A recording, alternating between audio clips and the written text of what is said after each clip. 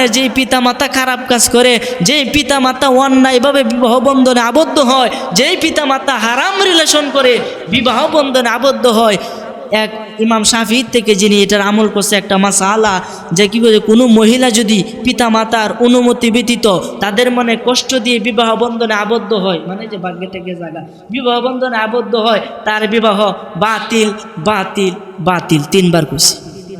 তাহলে বিবাহটা ওই বোন না, তার ভিত্তিতে বালা সন্তান হইব, তার আরো বেশি কষ্ট দিয়ে আরেক বেড়ার সাথে সেই কথা বলেন ঠিক কিনা?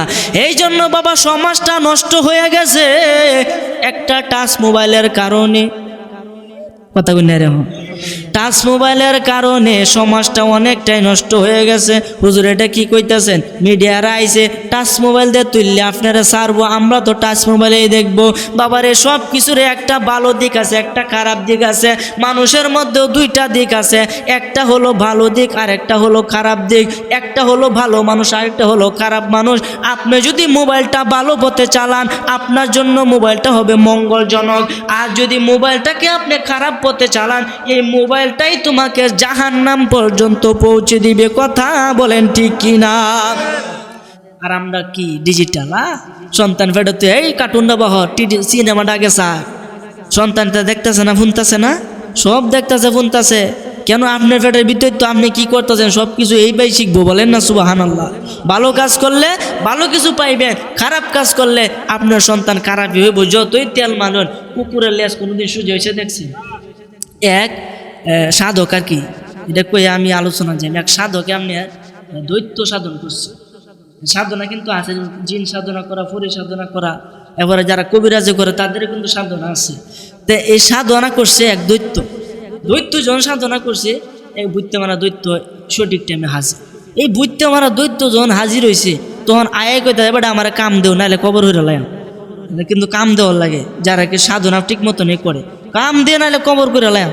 তো কাম দিতাম তখন তার কাম দিয়ে 1 মিনিটের ভিতরে সব করে লা। সুবহানাল্লাহ বলে 1 মিনিটের ভিতরে সব করে লা। তো কাজ দে কাজ দে, আরে এত আর কাজ ফানা বিষয় ওহন আর কি রে, তো কাম দে নাহলে কল্লা কইতাম না, তাড়াতাড়ি কাম দে বলতেছে। ওহন কি হরান লাস্টে অনেক চিন্তা এর কইতাছে, ও পাইছি একটা, এই তো আমার বাড়ি একটা কুকুর, ও দেখছি এই যে কুকুরের লেজটা এটা সুজা হরো। সুবহানাল্লাহ, এটা সুজা হরো যদি পারো তুমি, কত কামিয়ার বেটা, এটা সুজা হরো। এই যে বেটা ডলতাছে তেল দে, আর তো কাম আরো 3 বিঘা দে।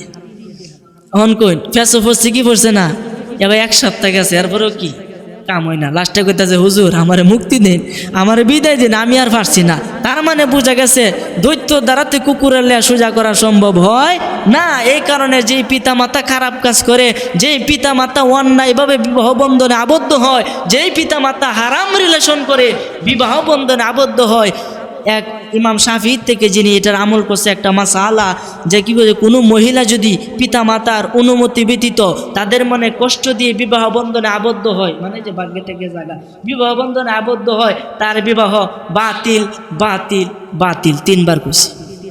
তাহলে বিবাহটা ওই বোন না, তার ভিত্তিতে বালা সন্তান হইব, তার আরো বেশি কষ্ট দিয়ে আরেক বেড়ার সাথে সেই কথা বলেন ঠিক কিনা?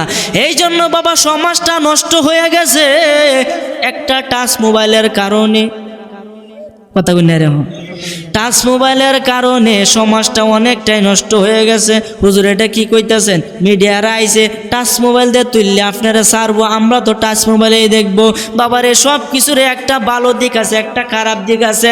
মানুষের মধ্যেও 2টা দিক আছে, একটা হলো ভালো দিক আর একটা হলো খারাপ দিক। একটা হলো ভালো মানুষ আর একটা হলো খারাপ মানুষ।